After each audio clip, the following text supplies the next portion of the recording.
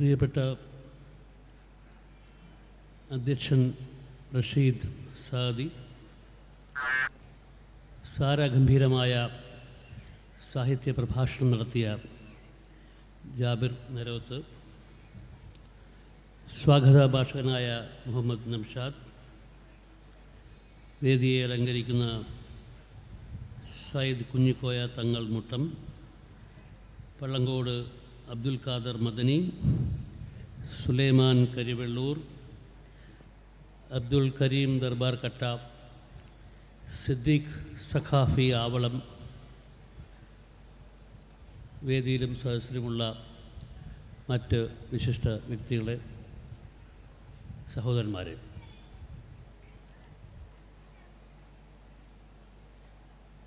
ഒരുപാട് കാരണങ്ങളാൽ എനിക്ക്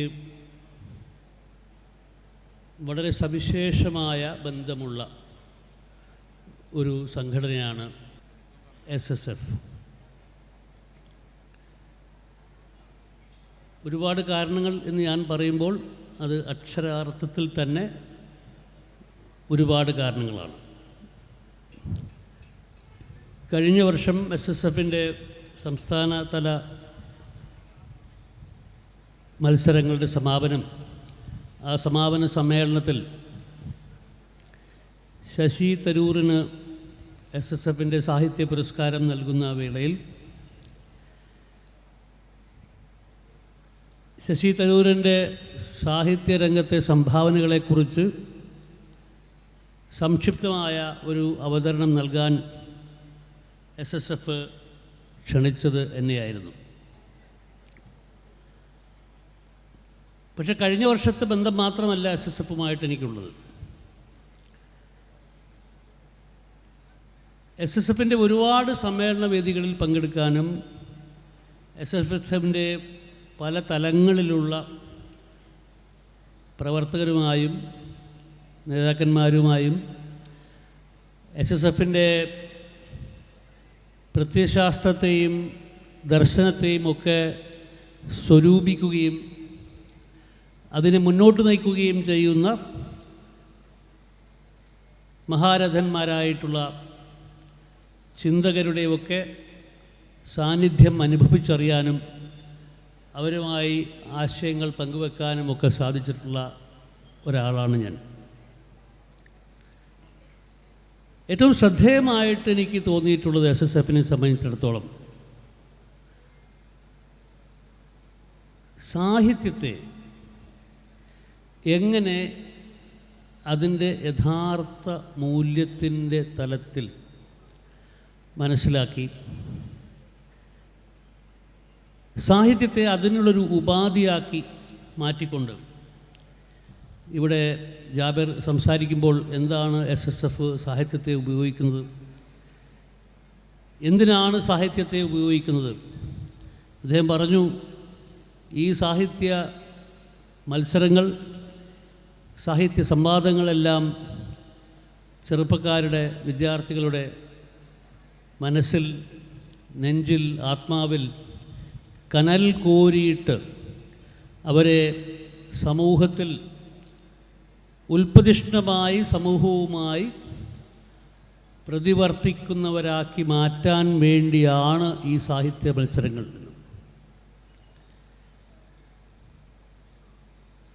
കേരളത്തിൽ ഒരുപാട് വിദ്യാർത്ഥി സംഘടനകളുണ്ട്. പല തലങ്ങളിൽ,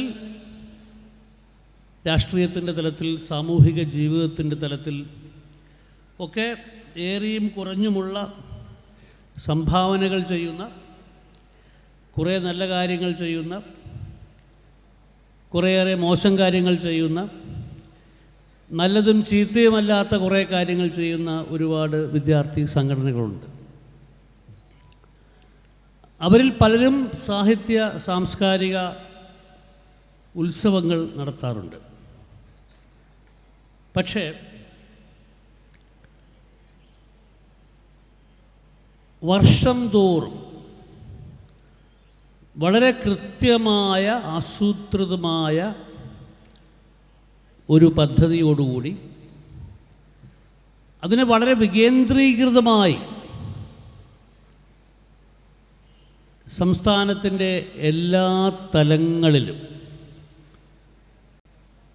ഏറ്റവും താഴെ തട്ട് മുതൽ മുകളിലേക്ക്, പിന്നെ സംസ്ഥാനത്തിൻ്റെ മാത്രം പരിവൃത്തിയിൽ ഒതുങ്ങി നിൽക്കുന്നില്ല, അത് ദേശീയ തലത്തിലേക്ക് വളരുന്നു. ദക്ഷിണേന്ത്യയുടെ തലത്തിലേക്ക് ആദ്യം വളരുന്നു, പിന്നെ ദേശീയ തലത്തിലേക്ക് വളരുന്നു. അങ്ങനെയുള്ള ഒരുപാട് കൂട്ടായ്മകൾ SSF നടത്തിയിട്ടുള്ള ഈ സാഹിത്യ സംവാദങ്ങളുടെ കേന്ദ്രമായി മാറിയ വലിയ സംഗമങ്ങൾ, അവയെല്ലാം കാണാൻ ഉള്ള ഒരു അവസരം എനിക്കുണ്ടായിട്ടുണ്ട്. ഇത്തവണ തന്നെ എനിക്ക് തോന്നുന്നു ഈ സാഹിത്യോത്സവങ്ങളുടെ പരിസമാപ്തി മിക്കവാറും ഗോവയിലായിരിക്കും, അല്ലേ? ദേശീയ തലത്തിൽ ഗോവയിലായിരിക്കും. അപ്പോൾ അങ്ങനെ സാഹിത്യത്തെ ഞാൻ പറഞ്ഞു, ഒരുപാട് വിദ്യാർത്ഥി സംഘടനകളുമായി ഇടപെട്ട് ഒരു മാധ്യമ പ്രവർത്തകനെ പ്രവർത്തിക്കാൻ അവസരം കിട്ടിയിട്ടുള്ള ആളാണ്. പക്ഷേ ഇങ്ങനെ കൃത്യമായി, വളരെ കൃത്യമായ ഒരു പദ്ധതിയോടെ, വളരെ കൃത്യമായും വികേന്ദ്രീകൃതമായ ഒരു പദ്ധതിയോടെ സാഹിത്യത്തെ ഏറ്റവും താഴേക്കടയിൽ തൃണമൂലങ്ങളിൽ കൊണ്ടു ചെന്നെത്തിക്കുന്ന മറ്റൊരു സംഘടന, വിദ്യാർത്ഥി സംഘടന ഇവിടെ ഇല്ല എന്ന് തന്നെയാണ് എൻ്റെ ഉറച്ച ബോധ്യം. ആ ബോധ്യം എനിക്ക് വർഷാവർഷം സ്ഥാപിക്കപ്പെട്ടിട്ടുണ്ട് എന്നുള്ളതാണ് ഏറ്റവും പ്രധാനപ്പെട്ട ഒരു കാര്യം. അപ്പോൾ എന്താണ് സാഹിത്യം? സാഹിത്യത്തിൽ നിന്ന് ബർട്രൻഡ് റസ്സൽ മുതൽ മഹാത്മാഗാന്ധി വരെയും ഒക്കെയുള്ള ഒരു വലിയ ശൃംഖലയെ ബെർത്തോൾട്ട് ബ്രെത്തിലേക്കുമൊക്കെ സഞ്ചരിച്ചുകൊണ്ടാണ് ജാബേർ ഇവിടെ സാഹിത്യത്തിൻ്റെ വ്യത്യസ്തങ്ങളായ തലങ്ങളെ അവതരിപ്പിച്ചത്. ഞാനതിനെ കുറച്ചുകൂടെ സൂക്ഷ്മമായിട്ട് അവതരിപ്പിക്കാൻ ആഗ്രഹിക്കുകയാണ്. സാഹിത്യം എന്ന് പറഞ്ഞാൽ സത്യത്തിൽ ജീവിതം തന്നെയാണ്. അത് സൈദ്ധാന്തികമായി പഠിച്ചിട്ടുള്ള ഒരുപാട് ആൾക്കാരുണ്ട്. അതിൽ വളരെ പ്രധാനപ്പെട്ട ഒരാളാണ് മാർഷൽ മക്ലൂഹൻ എന്ന് പറഞ്ഞിട്ടുള്ള മാധ്യമ സൈദ്ധാന്തികൻ. 1964 അദ്ദേഹം ചരിത്രപ്രധാനമായ ഒരു പുസ്തകം എഴുതി. ആ പുസ്തകത്തിൻ്റെ പേരാണ് മീഡിയം ഈസ് ദ മെസ്സേജ്. മാധ്യമം ആണ് സന്ദേശം. മാധ്യമം എന്ന് അദ്ദേഹത്തിൻ്റെ ഈ വളരെ പ്രസിദ്ധമായ പുസ്തകത്തിൽ മാധ്യമം എന്ന് പറഞ്ഞ സംജ്ഞ അദ്ദേഹം അവതരിപ്പിച്ചത് കേവലം നമ്മളിന്ന് മനസ്സിലാക്കുന്ന മാധ്യമ പ്രവർത്തനം എന്താണ്? നമ്മളിന്ന് മനസ്സിലാക്കുന്ന മാധ്യമ പ്രവർത്തനത്തിൽ മാധ്യമം എന്ന് പറഞ്ഞാൽ പത്രങ്ങൾ, വാരികകൾ, ടെലിവിഷൻ,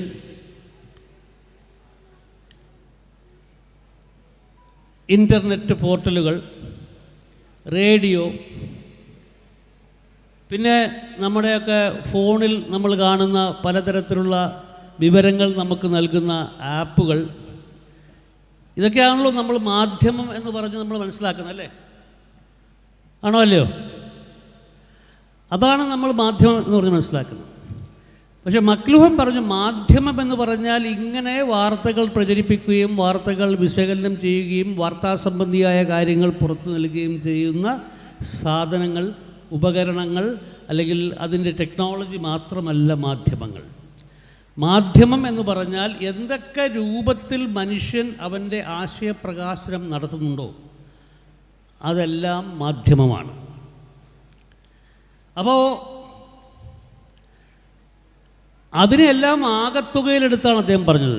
നോവൽ മാധ്യമമാണ്, കഥ മാധ്യമമാണ്, കവിത മാധ്യമമാണ്, ലേഖനം മാധ്യമമാണ്, നിങ്ങളുടെ ആശയാവിഷ്കാരം മാധ്യമമാണ്, നിങ്ങൾ ഒരു മിമിക്രി അവതരിപ്പിക്കുന്നുണ്ടെങ്കിൽ അത് മാധ്യമമാണ്, നിങ്ങളൊരു കലാരൂപം സ്റ്റേജിൽ നാടകത്തിൻ്റെ രൂപത്തിൽ അവതരിപ്പിക്കുന്നുണ്ട് അത് മാധ്യമമാണ്, എല്ലാം മാധ്യമമാണ്.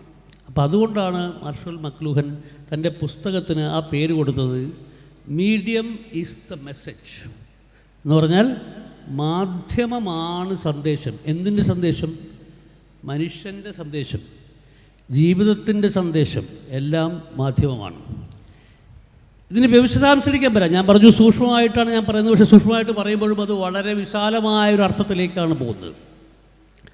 പിന്നെ എന്താണ് മാധ്യമം ചെയ്യുന്നത്? ഈ മാധ്യമം സന്ദേശമായി മാറുമ്പോൾ ഒരു സന്ദേശം എന്താണ് ലോകത്തോട് ചെയ്യുന്നത്? എന്താണ് സന്ദേശം ലോകത്തോട് ചെയ്യുന്നത്? സന്ദേശം ലോകത്തോട് ചെയ്യുന്നത്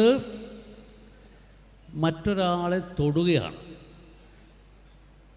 SSFൻ്റെ സമ്മേളന വേദിയിൽ നിന്ന് ഒരു സന്ദേശം പുറത്തേക്ക് പോകുമ്പോൾ അത് പതിനായിരക്കണക്കായ ലക്ഷക്കണക്കായ SSF പ്രവർത്തകരെയും SSFൻ്റെ പ്രവർത്തനത്തെ വീക്ഷിക്കുന്ന എന്നെപ്പോലെയുള്ള SSFുമായി പ്രത്യക്ഷത്തിൽ നേരിട്ട് അതിൻ്റെ സംഘടനാ സമ്പ്രദായത്തിനകത്ത് ബന്ധമില്ലാത്ത ആൾക്കാരെയും സ്പർശിക്കുകയാണല്ലേ. അതാണ് മാധ്യമം. മീഡിയം ഈസ് ദ മെസ്സേജ് എന്ന് മാർഷൽ മക്ലൂഹൻ പറഞ്ഞപ്പോൾ. അപ്പോൾ എന്താണ് അത് ചെയ്യുന്നത്? ഞാനും നിങ്ങളും ഒക്കെ ഒറ്റയ്ക്കായിരിക്കുമ്പോൾ എന്താണ്? ഏകാന്തമാണ് അല്ലേ. ഒറ്റയ്ക്കായിരിക്കുമ്പോൾ സോളിറ്റ്യൂഡാണ്, ഏകാന്തമാണ്. നമ്മളൊരു സന്ദേശം പുറത്തേക്ക് കൊടുക്കുകയും ആ സന്ദേശം ലോകത്തിൻ്റെ പല തലങ്ങളിലുള്ള ആൾക്കാരുമായിട്ട് അത് ഇടപഴകി അത് ലോകത്തിൻ്റെ എല്ലായിടത്തേക്കും ചെന്നു ചേരുകയും ആൾക്കാരെ സ്പർശിക്കുകയും ചെയ്യുമ്പോൾ അത് എന്താവുന്നു? ഏകാന്തം ലോകാന്തമാവുന്നു, അല്ലെങ്കിൽ ബഹുത്വമുള്ളൊരു സാധനമായി മാറുന്നു. ഇംഗ്ലീഷിൽ ഇതിന് വളരെ കൃത്യമായിട്ടുള്ള ഒരു മനോഹരമായിട്ടുള്ള ഒരു ദ്വന്ദ്വമുണ്ട്. ഇംഗ്ലീഷിൽ ഏകാന്തതയ്ക്ക് പറയുന്നത് സോളിറ്റ്യൂഡ് എന്നാണ് അല്ലേ. ഇംഗ്ലീഷിൽ ഏകാന്തതയ്ക്ക് പറയുന്നത് സോളിറ്റ്യൂഡ് എന്നാണ്. എന്നാൽ അതിൻ്റെ വിപരീതം എന്താണ്? സോളിറ്റ്യൂഡിൻ്റെ വിപരീതം കംറഡറിയാണ്, സാഹോദര്യമാണ്, കമ്പാനിയൻഷിപ്പാണ്. അപ്പോൾ നമ്മൾ ഒറ്റയ്ക്കിരുന്ന് നമ്മൾ ഉണ്ടാകുന്ന നമ്മുടെ മാധ്യമം അല്ലെങ്കിൽ നമ്മുടെ സാഹിത്യ സംവാദം അത് ലോകത്തേക്ക് പോകുമ്പോൾ അത് മത്സരത്തിൻ്റെ രൂപത്തിലായിക്കോട്ടെ എന്തിൻ്റെ രൂപത്തിലായിക്കൊള്ളട്ടെ അത് മുന്നോട്ട് പോകുമ്പോൾ അത് ലോകാന്തമായി മാറുന്നു, ഒന്നിൽ നിന്ന് പലതായി മാറുന്നു. അതാണ് ജാബിർ ആത്മാവിലേക്ക് കടന്നു വരുന്ന കനലിനെ പറ്റി ജാബിർ പറയാൻ കാരണം ആ അർത്ഥത്തിലാണ്. അതായത് ഏകാന്തതയിൽ നിന്ന് ലോകാന്തത്തിലേക്ക് പോകുന്ന, ഏകാന്തത്തിൽ നിന്ന് ലോകാന്തത്തിലേക്ക് പോകുന്ന ആ ഒരു പ്രക്രിയയാണ് സാഹിത്യം. ആ പ്രക്രിയയാണ് മാർഷൽ മക്ലൂഹൻ പറഞ്ഞ എല്ലാ കാര്യങ്ങളെയും, എല്ലാ സാഹിത്യ രൂപങ്ങളെയും, എല്ലാ കലാരൂപങ്ങളെയും, എല്ലാ സാംസ്കാരിക രൂപങ്ങളെയും എല്ലാം ഉൾക്കൊള്ളിക്കുന്ന മീഡിയ എന്ന് പറയുന്ന സാധനം. അത്തരമൊരു കാര്യത്തെപ്പറ്റി,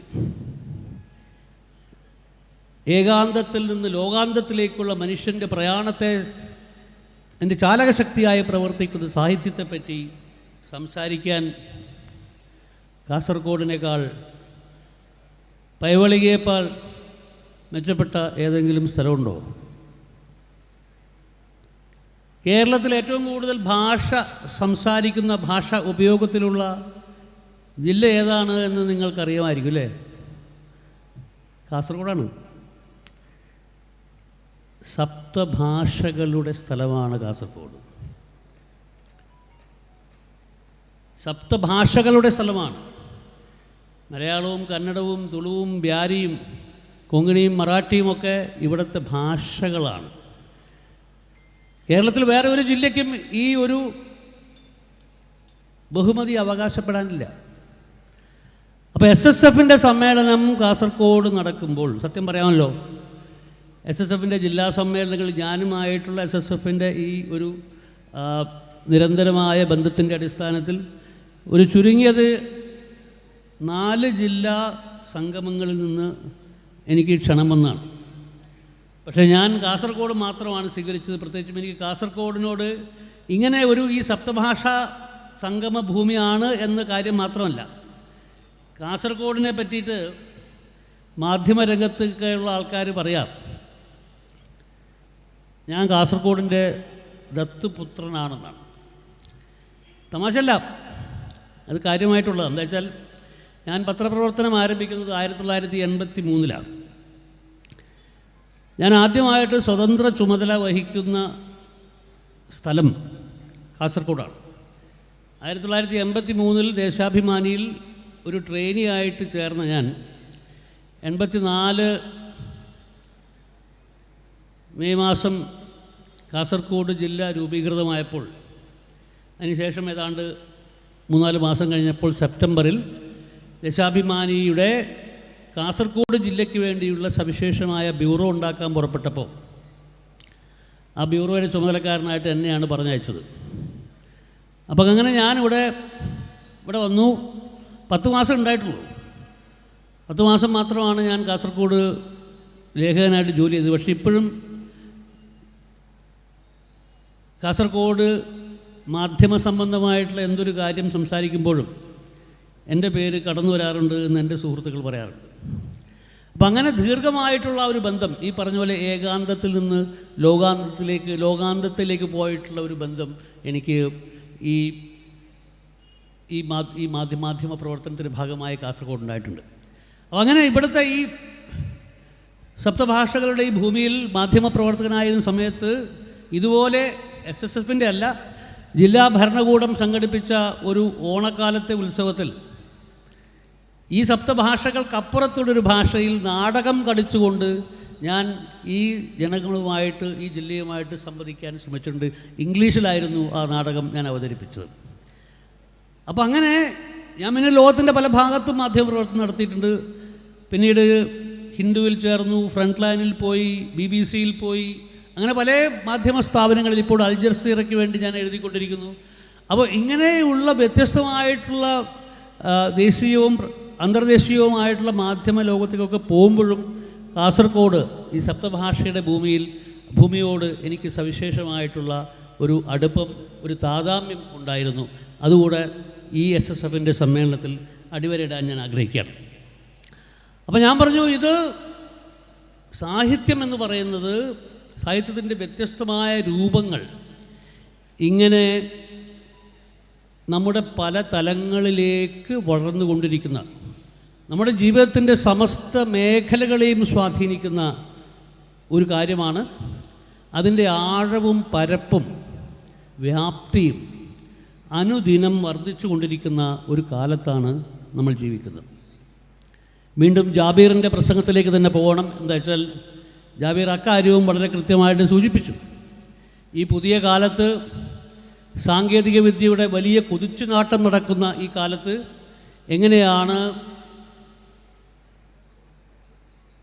സാമൂഹിക മാധ്യമങ്ങളിലൂടെയുള്ള സംവേദനം, ആൾക്കാരുമായിട്ടുള്ള സംവാദം എങ്ങനെയാണ് മുന്നോട്ട് പോകുന്നത്, അതിൻ്റെ ഉപാധികൾ, റീൽസ് പോലുള്ള ഉപാധികൾ,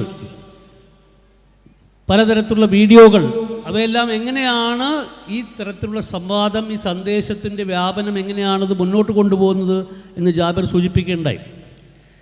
അപ്പോൾ ഞാൻ പറഞ്ഞു, മാർഷൽ മക്ലൂഹൻ മാധ്യമം എന്ന വാക്കിനെ, സാഹിത്യത്തിൻ്റെ സകല രൂപങ്ങളെയും ഉൾക്കൊണ്ടുകൊണ്ടാണ് മാർഷൽ മക്ലൂഹൻ ആ വാക്കിനെ മനസ്സിൽ കണ്ടിരുന്നത്. അപ്പോൾ അങ്ങനെ കണ്ട ഒരു കാഴ്ചയുടെ അടിസ്ഥാനത്തിൽ ലോകം ഇങ്ങനെ കീഴ്മേൽ മറിഞ്ഞുകൊണ്ടിരിക്കുന്ന ഒരു കാലത്ത് സാഹിത്യത്തിൻ്റെയും മാധ്യമത്തിൻ്റെയും രൂപങ്ങളും മാറിക്കൊണ്ടിരിക്കുന്നു. നമ്മൾ ഉൾക്കൊള്ളേണ്ട ആവശ്യമുണ്ട്. അതെങ്ങനെയാണ് നമ്മൾ മനസ്സിലാക്കുക? ഞാനൊരു 2012 12 വർഷം മുമ്പേ BBC നടത്തിയിട്ടുള്ള വളരെ ശ്രദ്ധേയമായ ഒരു പഠനമുണ്ട്.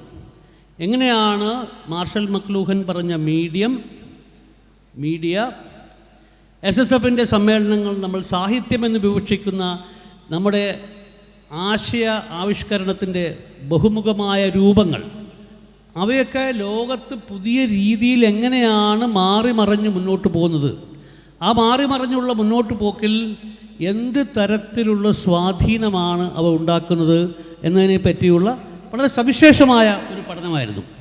ആ പഠനത്തിൻ്റെ വിശദാംശങ്ങളിലേക്ക് ഞാൻ വരാം. അപ്പോൾ ആ പഠനത്തിൻ്റെ സവിശേഷത, നമ്മുടെ മാധ്യമ രംഗത്തുണ്ടായിട്ടുള്ള സാങ്കേതിക വിദ്യയുടെ ഉപയോഗം. ഇപ്പോൾ ജാബിർ റീൽസിനെ പറ്റി പറഞ്ഞു. റീൽസ് ഏറ്റവും അവസാനം നിൽക്കുന്നത് നമ്മുടെയൊക്കെ കയ്യിലിപ്പോൾ വന്നിട്ടുള്ള ഏറ്റവും അവസാനത്തെ സാധനമാണ്. കഴിഞ്ഞ ദിവസം ഈ റീൽസിനെ പറ്റിയുള്ളൊരു റീല് ഞാൻ യൂട്യൂബിൽ കാണുകയുണ്ടായി. അത് ഭയങ്കര രസകരമായിട്ടുള്ള ഒരു റീലായിരുന്നു. റീൽസിനെ പറ്റിയും പുതിയ സാങ്കേതികമായ കാലത്തെപ്പറ്റിയുമുള്ള ഒരു റീലായിരുന്നു. നമ്മുടെ മറിമായത്തിലൊക്കെ അഭിനയിക്കുന്നു, അല്ലെങ്കിൽ മറ്റ് കോമഡി സീരിയലിലൊക്കെ അഭിനയിക്കുന്ന ഒരാളാണ് അത് അവതരിപ്പിച്ചത്. അപ്പോൾ അത് 2070 ഒരു വാർത്ത വായിച്ചു കൊണ്ടാണ് ഈ റീൽ വന്നിരിക്കുന്നത്. 2070 ഒരു വാർത്തയാണ്. അപ്പോൾ ആദ്യത്തെ പ്രധാന തലക്കെട്ട്,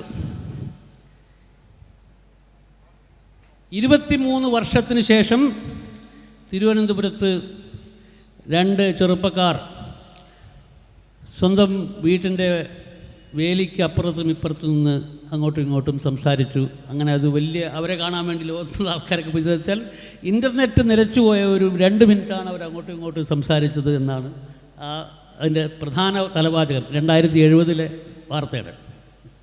രണ്ടാമത്തെ വാചകം, തിരുവനന്തപുരം തമ്പാനൂരിൽ സ്വന്തമായി യൂട്യൂബ് ചാനലില്ലാത്ത ഒരു വ്യക്തിയെ കണ്ടെത്തി എന്ന് പറഞ്ഞാണ് രണ്ടാമത്തെ തലക്കെട്ട്. അപ്പോൾ അങ്ങനെ ഈ പറഞ്ഞ സാങ്കേതിക വിദ്യയുടെ വലിയ രീതിയിലുള്ള കുതിച്ചുചാട്ടം നമ്മുടെ ജീവിതത്തെ എങ്ങനെ സ്വാധീനിക്കുന്നു എന്നുള്ളതിൻ്റെ പലതരത്തിലുള്ള പ്രകടനങ്ങൾ, പ്രതിഫലനങ്ങൾ നമ്മൾ കാണുന്നു.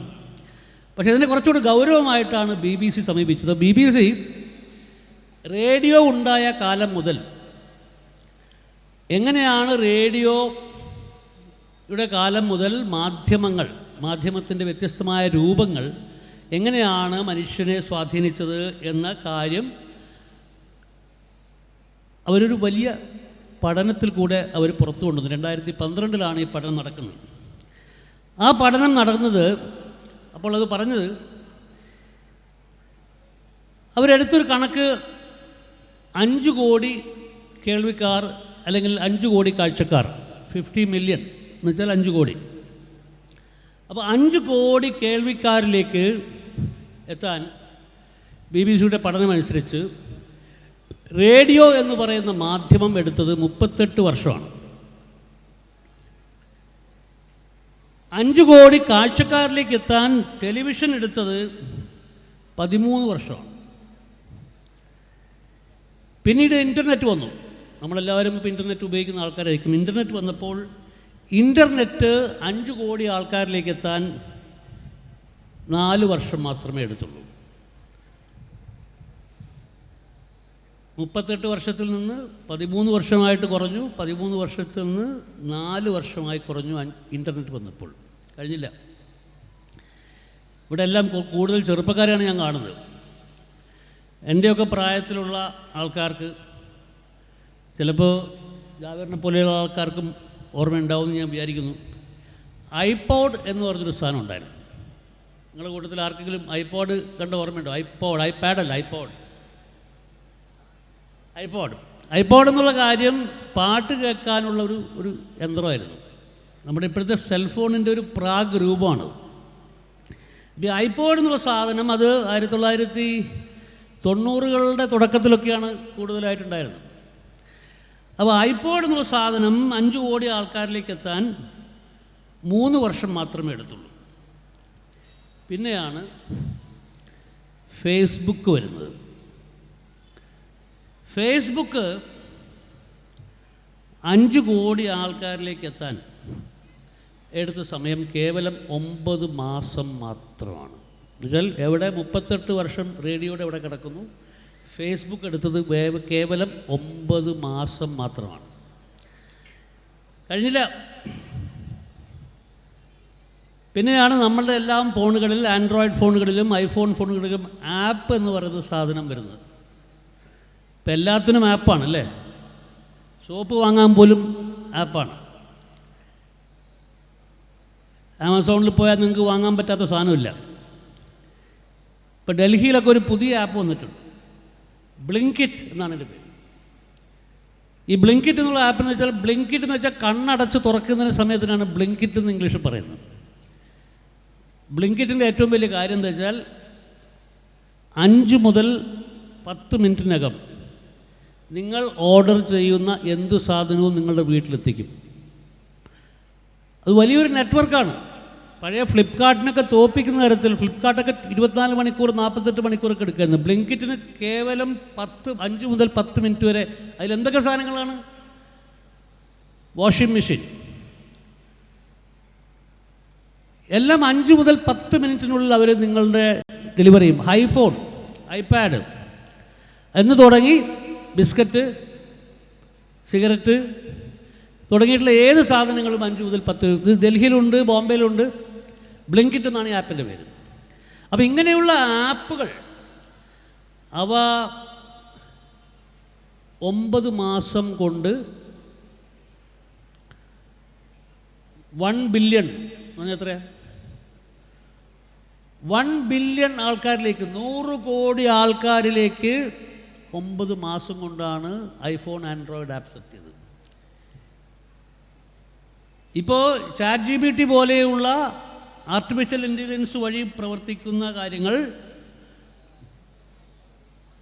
അവയുടെ വ്യാപനം നമുക്കൊന്നും വിശ്വസിക്കാൻ പറ്റാത്ത തരത്തിലുള്ള വേഗത്തിലാണ്.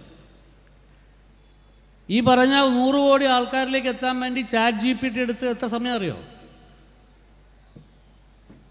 ആരെങ്കിലും ഗൂഗിൾ ചെയ്തിട്ടുണ്ടോ? ആരെങ്കിലും ഇതിനെപ്പറ്റി പഠിച്ചിട്ടുണ്ടോ? ChatGPT എന്ന് പറഞ്ഞാൽ കേട്ടിട്ടില്ലേ? ChatGPT എടുത്തത് 48 മണിക്കൂറാണ്. 48 hours 100 കോടി ആൾക്കാരിലേക്ക് എത്താൻ വേണ്ടിയിട്ട്. അപ്പം എന്ന് വെച്ചാൽ നമ്മൾ കണ്ടുകൊണ്ടിരിക്കുന്നത് മാധ്യമങ്ങളുടെ എന്ന് വെച്ചാൽ സാഹിത്യത്തിൻ്റെ, സാഹിത്യ രൂപങ്ങളുടെ ഒക്കെ വലിയ കുതിച്ചു ചാട്ടമാണ് നമ്മൾ കണ്ടുകൊണ്ടിരിക്കുന്നത്. പക്ഷേ ഇങ്ങനെയുള്ള കുതിച്ചു ചാട്ടത്തിൻ്റെ ഇടയിൽ കൂടെ നമ്മൾ ഈ സാങ്കേതിക വിദ്യ മാത്രം ആശ്രയിച്ച് ജീവിക്കാൻ നമുക്ക് പറ്റുമോ? അല്ലെങ്കിൽ ഈ സാങ്കേതിക വിദ്യ ഇത്തരത്തിലുള്ള കുതിച്ചു ചാട്ടത്തെ മാത്രം ആഘോഷിക്കാൻ വേണ്ടിയുള്ളതായിട്ട് മാത്രം നമുക്ക് ഉപയോഗിച്ചാൽ മാത്രം മതിയാകുമോ? ആ ചോദ്യം നമ്മുടെ മുമ്പിൽ എല്ലാ ദിവസവും പല രൂപങ്ങളിൽ, പല ഭാവങ്ങളിൽ വരുന്നുണ്ട്. നമ്മളിപ്പോൾ വയനാട്ടിൽ കണ്ടതും ഇതിൻ്റെ തുടർച്ചയാണ്. എന്താണ് വയനാട്ടിൽ സംഭവിച്ചത്? വയനാട്ടിലെ പഴമക്കാരായിട്ടുള്ള ആൾക്കാർ ചെയ്തതിനെ പറ്റിയിട്ട് വയനാട്ടിൽ നിന്ന് ലോകത്തിൻ്റെ വലിയ പ്രശസ്തിയിലേക്ക് കയറിപ്പോയ ഒരു മാധ്യമപ്രവർത്തകനുണ്ട്. ഇന്നും മാധ്യമപ്രവർത്തകനായിട്ടുള്ള, ഇപ്പോഴും വയനാട്ടിൽ കഴിയുന്ന ഒരാൾ. അയാൾ ലോകത്തിൻ്റെ പല ഭാഗങ്ങളിൽ, ഡൽഹിയിൽ, അമേരിക്കയിൽ, ഇംഗ്ലണ്ടിൽ ഒക്കെ മാധ്യമപ്രവർത്തനം നടത്തിയിട്ട് അദ്ദേഹം ഇപ്പോൾ കഴിഞ്ഞ ഒരു 1.5 വർഷമായിട്ട് വീണ്ടും വയനാട്ടിൽ വന്ന് ഇന്ത്യൻ രാഷ്ട്രീയത്തെപ്പറ്റി സർവതലസ്പർശിയായിട്ടുള്ള വലിയൊരു പുസ്തകം എഴുതിക്കൊണ്ടിരിക്കുകയാണ്. അദ്ദേഹത്തിൻ്റെ പേരാണ് വിനോദ് കെ ജോസ്. കാരവൻ മാസികയുടെ പത്രാധിപരാണ് അദ്ദേഹം. ഈ വയനാട്ടിലെ ഈ നമ്മുടെ സംസ്ഥാനത്തിൻ്റെ ചരിത്രത്തിൽ ഏറ്റവും ഭീകരമായ ഈ അത്യാഹിതം നടന്നതിന് ശേഷം അദ്ദേഹം നൽകിയ ഒരു അഭിമുഖത്തിൽ അദ്ദേഹം പറയുണ്ടായി, എൻ്റെ മുത്തച്ഛൻ്റെ കാലം മുതൽ ഞങ്ങൾ വയനാട്ടുകാരാണ്. എൻ്റെ മുത്തച്ഛൻ്റെ കാലത്തൊക്കെ, എൻ്റെ മുത്തച്ഛൻ്റെയും മുത്തശ്ശിയുടെയും കാലത്തൊക്കെ ഒരു 2 ദിവസം അളവിൽ കവിഞ്ഞ മഴ പെയ്താൽ അവർക്കറിയാമായിരുന്നു താമസിക്കുന്ന സ്ഥലത്ത് നിന്ന് മാറിപ്പോകണമെന്ന്. അവർ മാറിപ്പോകുമായിരുന്നു. ഇപ്പം നമുക്ക് ഈ പറഞ്ഞിട്ടുള്ള വ്യത്യസ്തമായ മാപിനികളുണ്ട്, മഴയുടെ അളവ് അളക്കാനുള്ള യന്ത്രങ്ങളുണ്ട്, അത് കണ്ടുപിടിക്കാനുള്ള സാറ്റലൈറ്റുകളുണ്ട്, എല്ലാം ഉണ്ട്. നമുക്ക് ഈ മുന്നറിയിപ്പുകൾ കിട്ടുകയും ചെയ്തു. ആ മുന്നറിയിപ്പുകൾ ഏറിയും കുറഞ്ഞുമുള്ള രീതിയിൽ ഈ ഗ്രാമങ്ങളിലേക്കും ചെന്നെത്തുകയുണ്ടായി. അതാണിപ്പോൾ രക്ഷാപ്രവർത്തനത്തിൽ പങ്കെടുക്കുന്ന ആൾക്കാർ പലരും പറയുന്നത്. വേണ്ടത്ര രീതിയിൽ, വേണ്ടത്ര വ്യാപകമായി നടന്നിട്ടില്ലെങ്കിലും ചെറിയ തോതിലെങ്കിലും ബ്ലോക്ക് ഡെവലപ്മെൻറ്റ് ഓഫീസർമാരും അവരുടെ കൂടെയുള്ള പ്രവർത്തകരുമെല്ലാം വീടുകളിൽ പോയി പറഞ്ഞാണ്, മഴ കൂടിക്കൊണ്ടിരിക്കുകയാണ്, നിങ്ങൾ മാറണം. പക്ഷേ മാറിയില്ല. എന്താ മാറാത്തത്? ഞാൻ പറഞ്ഞ ഈ അപകടത്തിൽപ്പെട്ട എല്ലാ ആൾക്കാരും ഇങ്ങനെ സ്വാർത്ഥമായിട്ട് പെരുമാറിയത് കൊണ്ടാണ് മരിച്ചുപോയതെന്ന് ഞാൻ പറയുന്നില്ല. പക്ഷേ ഇതൊരു ഘടകമാണ്. എന്താ മാറാതിരുന്നത്? ലോകാന്തത്തിലേക്ക് പോകാൻ താല്പര്യമില്ല. ഏകാന്തമായിട്ട് തൻ്റെ കയ്യിലുള്ളത് എന്താണോ അത് പിടിച്ചുകൊണ്ടിരിക്കണം. അങ്ങനെ പിടിച്ചുകൊണ്ടിരുന്നാൽ നമ്മൾക്ക് സംഭവിക്കുന്ന ഒരു പ്രധാനപ്പെട്ട കാര്യം, മീഡിയം ഈസ് ദ മെസ്സേജ് എന്ന് 1960കളിൽ മാർഷൽ മക്ലൂഹൻ തന്നിട്ടുള്ള സന്ദേശത്തെ നമ്മൾ അതിനെ വളച്ചൊടിക്കുകയാണ്, അല്ലെങ്കിൽ അതിനെ നമ്മൾ വേണ്ട രീതിയിലല്ല നമ്മുടെ ജീവിതത്തിൽ ഉൾക്കൊള്ളുന്നത് എന്നതിൻ്റെ ഏറ്റവും വലിയ തെളിവാണ്. മീഡിയം ഈസ് ദ മെസ്സേജ് എന്ന് പറഞ്ഞ് 3 വർഷം കഴിഞ്ഞ്, മീഡിയം ഈസ് ദ മെസ്സേജ് എന്ന പുസ്തകം 1964 എഴുതിയ ശേഷം മാർഷൽ മക്ലൂഹൻ തന്നെ 67 ഒരു പുസ്തകം എഴുതി. ആ പുസ്തകത്തിൻ്റെ തലക്കെട്ടാണ് medium is the message. Message എന്ന് അറിയില്ലേ? മെസ്സേജ് മറ്റേ തിരുമൽ. അപ്പോൾ നമ്മുടെ ആത്മാവിനെയും നമ്മുടെ ഇക്കിളിപ്പെടുത്തുന്ന പല കാര്യങ്ങളെയും തിരുമുന്ന ഒരു സാധനം കൂടിയാണ് മീഡിയം എന്നുള്ളത്, മീഡിയ എന്ന് പറയുന്നത്. അതും നമ്മൾ നമ്മുടെ നിത്യജീവിതത്തിൽ നമ്മൾ ദൈനംദിന എന്നോണം അനുഭവിക്കുകയും അതിൻ്റെ ഏറ്റവും ഭീകരമായ ഒരു പ്രത്യാഘാതം ഈ വയനാട് സംഭവം ഉണ്ടായപ്പോൾ നമ്മുടെ മുമ്പിൽ വരികയും ചെയ്തു. എന്താണ്? നമുക്കൊരു വെള്ളപ്പൊക്കം ഉണ്ടായിരുന്നു, അല്ലേ? നമ്മുടെ ചരിത്രത്തിലെ ഏറ്റവും വലിയ വെള്ളപ്പൊക്കമായിരുന്നു. നിങ്ങളെപ്പോലെ ചെറുപ്പക്കാരെല്ലാവരും സജീവമായി പുറത്തിറങ്ങി ആ വെള്ളപ്പൊക്കത്തെ നേരിട്ട ആൾക്കാരാണ്. ആ വെള്ളപ്പൊക്കത്തിൻ്റെ പേരിൽ, വെള്ളപ്പൊക്കത്തിന് വേണ്ടി, അതിനെ നേരിടാൻ വേണ്ടിയിട്ട് മുഖ്യമന്ത്രിയുടെ ദുരിതാശ്വാസ നിധിയിൽ പൈസ ഒരുക്കുകയുണ്ടായി.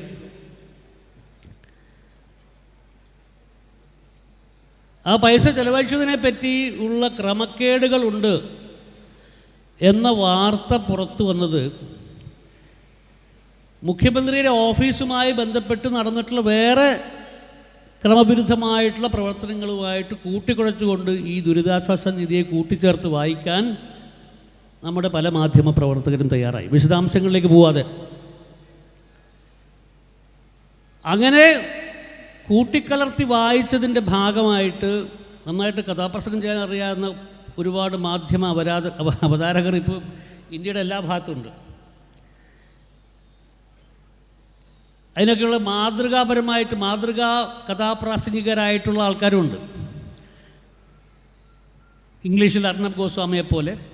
അർണബ് ഗോസ്വാമിയെ മാതൃകയാക്കിയിട്ടുള്ള ഒരുപാട് മലയാളത്തിലെ അവതാര പുരുഷന്മാരുണ്ട്. അപ്പോൾ അങ്ങനെ ഒരു അവതാര പുരുഷൻ, അദ്ദേഹം നിലയും വിലയും ഇല്ലാതെ അദ്ദേഹം കടന്നു വിട്ട് പറഞ്ഞിട്ടുള്ളൊരു കാര്യം, ക്രമവിരുദ്ധമായ ഒരു പ്രവർത്തനത്തെയും ക്രമവിരുദ്ധമല്ലാത്തൊരു പ്രവർത്തനത്തെയും കൂട്ടിച്ചേർത്ത് കൂട്ടിക്കുഴച്ച് അദ്ദേഹം നടത്തിയിട്ടുള്ള വലിയൊരു കഥാപ്രസംഗം, അത് വൈറലായി. അത് ഈ പറഞ്ഞ രീതിയിൽ മസാജായി മാറി, ഒരു സുഖിപ്പിക്കൽ സാധനമായിട്ട് മാറി. പക്ഷേ ഇപ്പോൾ അതിൻ്റെ പരിണിത ഫലങ്ങൾ അദ്ദേഹം അനുഭവിച്ചുകൊണ്ടിരിക്കുകയാണ്. അദ്ദേഹത്തിന് പരസ്യമായിട്ട് മാപ്പ് പറയേണ്ട സ്ഥിതി ഉണ്ടായിരിക്കാം. അപ്പോൾ എന്താണ് നമ്മൾ ഇതുപോലെയുള്ള സാഹിത്യ ഉത്സവങ്ങളിൽ, SSF പോലെയുള്ള സംഘടനകളിൽ ചേർന്നുകൊണ്ട് നമ്മൾ ഇങ്ങനെ ഈ രീതിയിൽ സാഹിത്യത്തെ ക്രിയാത്മകമായി സാർത്ഥകമായി, സാഹിത്യമെന്ന് പറയുമ്പോൾ ഞാൻ മാർഷൽ മക്ലൂഹൻ ഉപയോഗിച്ചിട്ടുള്ള ആ അർത്ഥത്തിലാണ് സാഹിത്യത്തെ ഉപയോഗിക്കുന്നത്, മാധ്യമം എന്ന അർത്ഥത്തിൽ, കോംപ്രിഹെൻസീവായിട്ടുള്ള മാധ്യമം എന്ന അർത്ഥത്തിൽ. നമ്മൾ എന്ത് ചെയ്യുമ്പോഴും, നമ്മൾ എഴുതുകയാണെങ്കിൽ, ലേഖനം എഴുതുകയാണെങ്കിൽ അങ്ങനെ, പ്രസംഗിക്കുകയാണെങ്കിൽ അങ്ങനെ, നാടകം അവതരിപ്പിക്കുകയാണെങ്കിൽ അങ്ങനെ, പാട്ട് പാടുകയാണെങ്കിൽ അങ്ങനെ, കവിത എഴുതുകയാണെങ്കിൽ അങ്ങനെ, ഏത് തരത്തിലുള്ള മാധ്യമ പ്രവർത്തനമായാലും, ഏത് തരത്തിലുള്ള സാഹിത്യ സാംസ്കാരിക പ്രവർത്തനമായാലും അതിനെ ക്രിയാത്മകമായും ഉത്തരവാദിത്വ ബോധത്തോടെയും സാർത്ഥകമായും നിർവഹിക്കാൻ നമുക്ക് കഴിയണം. SSF പോലെയുള്ള സംഘടനകൾ ഏറ്റവും താഴെ തട്ടിൽ നിന്ന് തുടങ്ങി പഞ്ചായത്തുകളിലേക്കും ബ്ലോക്കുകളിലേക്കും ജില്ലകളിലേക്കും സംസ്ഥാനത്തിലേക്കും പിന്നീട് ദേശീയ തലത്തിലേക്കുമൊക്കെ മാറുന്ന ഈ കൂട്ടായ്മകൾ, അവയുടെ ഏറ്റവും പ്രധാനപ്പെട്ട പ്രത്യേകത ഞാൻ മനസ്സിലാക്കിയിട്ടുള്ളത് അവയുടെ ഉത്തരവാദിത്വ ബോധമാണ്. ഈ ഉത്തരവാദിത്ത ബോധം കൂടുതൽ വിശാലമായ അർത്ഥത്തിലേക്ക് വ്യാപിക്കേണ്ട ആവശ്യമുണ്ട്. ഞാൻ കാസർഗോഡ് നിങ്ങോട്ട് വരുമ്പോൾ ഇത് കഴിഞ്ഞ പ്രാവശ്യവും ഞാൻ സൂചിപ്പിച്ചിട്ടുള്ള കാര്യമാണ്. എൻ്റെ കൂടെ വന്ന ആളോട് ഞാൻ ചോദിക്കേണ്ടായി, ഈ ഏറ്റവും താഴേക്കിടയിൽ ഉള്ള അവയ്ക്ക് ഒരു വിശാലമായ അർത്ഥത്തിലുള്ള ഒരു വേദി SSFO SSFനോടൊപ്പം പ്രവർത്തിക്കുന്ന സംഘടനകളോ വേദികളോ നൽകുന്നുണ്ടോ? അത് ചോദിച്ചപ്പോൾ പറഞ്ഞു, എന്നോട് ചോദിച്ചു എങ്ങനെയാണത് ആ വേദി കൊടുക്കുക. അപ്പം ഞാൻ പറഞ്ഞു, ഇതിൽ നിങ്ങൾ സംസ്ഥാന തലത്തിൽ 1ാം സമ്മാനം കിട്ടിയ കൃതികൾ, ഇപ്പോൾ SSFുമായിട്ട് വളരെ അടുത്ത് പ്രവർത്തിക്കുന്ന സ്ഥാപനമാണ് റിസാല. 1ാം സ്ഥാനവും 2ാം സ്ഥാനവും 3ാം സ്ഥാനവും കിട്ടിയ കൃതികൾ സംസ്ഥാന തലത്തിൽ നിന്ന് താഴോട്ട് ഒരു വർഷം മുഴുവൻ എടുത്തോളൂ. എന്തുകൊണ്ട് നിങ്ങൾക്ക് പ്രകാശിപ്പിച്ചുകൂടാ? ഇതിവിടെ വരുന്ന ഈ സാഹിത്യോത്സവത്തിൽ പങ്കെടുക്കുന്ന കുട്ടികളെ അവരുടെ ഉള്ളിൽ പുതിയ ഊർജമുണ്ടാക്കും, അവരെ കൂടുതൽ ഉദാത്തമായ ക്രിയാത്മക പ്രവർത്തനത്തിലേക്ക് നയിക്കും. ഇത് ഒരു നിർദ്ദേശമായിട്ട് ഞാൻ മുന്നോട്ട് വയ്ക്കുകയാണ്. SSFൻ്റെ ഇത്രയും കാലത്തെ ദീർഘമായ വളരെ ശ്രദ്ധേയമായിട്ടുള്ള സാഹിത്യത്തെ സംരക്ഷിക്കുന്ന, സാഹിത്യത്തെ മുന്നോട്ട് കൊണ്ടുപോകുന്ന ഈ പ്രവർത്തനത്തിൻ്റെ തുടർച്ചയായിട്ട് ഇങ്ങനെ ഈ കൃതികൾക്കൊരു പ്രകാശനത്തിൻ്റെ മാർഗം കൂടെ നിങ്ങൾ നൽകണം എന്നാണ് എനിക്ക് അഭ്യർത്ഥിക്കാനുള്ളത്. SSFൻ്റെ പ്രവർത്തകരോട്, സാഹിത്യ സമ്മേളനത്തിലൊക്കെ പങ്കെടുക്കുന്ന നിങ്ങളോട് വളരെ വിശാലമായ അർത്ഥത്തിൽ സാഹിത്യം എന്താണ്, അതിന് പൊതുവായിട്ടുള്ള മാധ്യമങ്ങളുമായും മാധ്യമത്തിൻ്റെ പുതുരൂപങ്ങളുമായിട്ടും എന്തൊക്കെ തരത്തിലുള്ള ബന്ധമാണുള്ളത് എന്ന് ചുരുക്കം വാക്കുകളിൽ പറഞ്ഞു പോകാനാണ് ഞാൻ ശ്രമിച്ചത്. സത്യത്തിൽ ഈ വിഷയം നമ്മൾ സംസാരിക്കുകയാണെങ്കിൽ മാർഷൽ മക്ലൂഹൻ്റെ മീഡിയം ഈസ് ദ മെസ്സേജും മീഡിയം ഈസ് ദ മാസേജും മാത്രം നമുക്ക് ദിവസങ്ങളോളം നീണ്ടു നിൽക്കുന്ന വർക്ക്ഷോപ്പുകളായിട്ട് മാറ്റാൻ പറ്റും, ഇല്ലേ? അപ്പോൾ അങ്ങനെ നമ്മൾ സാർത്ഥകമായ അർത്ഥത്തിൽ, ക്രിയാത്മകമായ അർത്ഥത്തിൽ സാഹിത്യത്തെയും മാധ്യമങ്ങളെയും ഒക്കെ ഉപയോഗിക്കുമ്പോൾ അതിൻ്റെ സാമൂഹിക രാഷ്ട്രീയ മാനങ്ങളും നമുക്ക് മനസ്സിലാവും.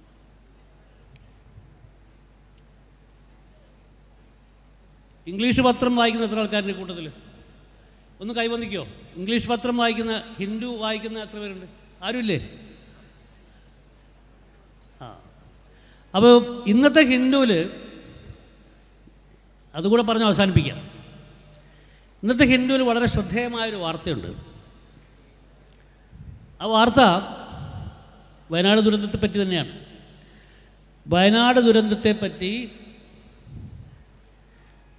കേരളത്തിന് വളരെ നേരത്തെ മുന്നറിയിപ്പ് നൽകിയിരുന്നു എന്ന് കേന്ദ്ര ആഭ്യന്തരമന്ത്രി അമിത്ഷാ പാർലമെൻറ്റിൽ നടത്തിയ ഒരു പ്രസ്താവനയെ അതിൻ്റെ ഓരോ വാചകവും എടുത്ത് പരിശോധിച്ചുകൊണ്ട് അത് എങ്ങനെയാണ് അത് നട്ടാൽ മുളയ്ക്കാത്ത കളവായി മാറിയിരിക്കുന്നത് എന്ന് സ്ഥാപിക്കുകയാണ് ഇത് ഹിന്ദു പത്രം ചെയ്തിരിക്കുന്നത്. എത്ര പേര് വായിച്ചെന്ന് എനിക്കറിഞ്ഞൂടാ. How far is Amit Shah statement on Kerala land slide true എന്നാണ് അതിൻ്റെ തലക്കെട്ട്. ഓൺലൈനിൽ ഫ്രീ ആയിട്ട് വായിക്കാം, ഹിന്ദുവിലേക്ക്. അപ്പോൾ നമ്മൾ ഇതിൻ്റെ നമ്മൾ സാഹിത്യത്തെ, നമ്മുടെ ആത്മാവിനെ ജ്വലിപ്പിക്കുന്ന, നമ്മുടെ സന്ദേശം ലോകത്തേക്ക് പുറത്തേക്ക് നൽകുന്ന, ഏകാന്തതയിൽ നിന്ന് ലോകാന്തത്തിലേക്ക് നമ്മളെ നയിക്കുന്ന ഒരു സാധനമായിട്ട് മാറുന്ന സമയത്ത് ഇതിന് എന്തൊക്കെ തരത്തിലാണ് ക്രിയാത്മകവും സാർത്ഥകവുമായിട്ടുള്ള വ്യക്തിപരമായ ഉപയോഗം ഉണ്ടാവുക, സംഘടനാപരമായ ഉപയോഗം ഉണ്ടാവുക, സാമൂഹികമായ ഉപയോഗമുണ്ടാവുക, രാഷ്ട്രീയമായ ഉപയോഗമുണ്ടാവുക എന്നും കൂടി നമുക്ക് മനസ്സിലാക്കാൻ പറ്റും. SSF അങ്ങനെയൊക്കെ തിരിച്ചറിവുകൾ വിദ്യാർത്ഥി സമൂഹത്തിനും പൊതുസമൂഹത്തിനും നൽകുന്ന മാതൃകയിലാണ് എന്ന് തന്നെയാണ് എൻ്റെ ഉറച്ച അഭിപ്രായം. ആ മാർഗത്തിൽ ഇനിയും തുടരാൻ നിങ്ങൾക്കാവട്ടെ എന്ന് പറഞ്ഞുകൊണ്ട് ഈ സാഹിത്യ സംഗമം ഉദ്ഘാടനം ചെയ്തത് അറിയിക്കുന്നു. നന്ദി, നമസ്കാരം.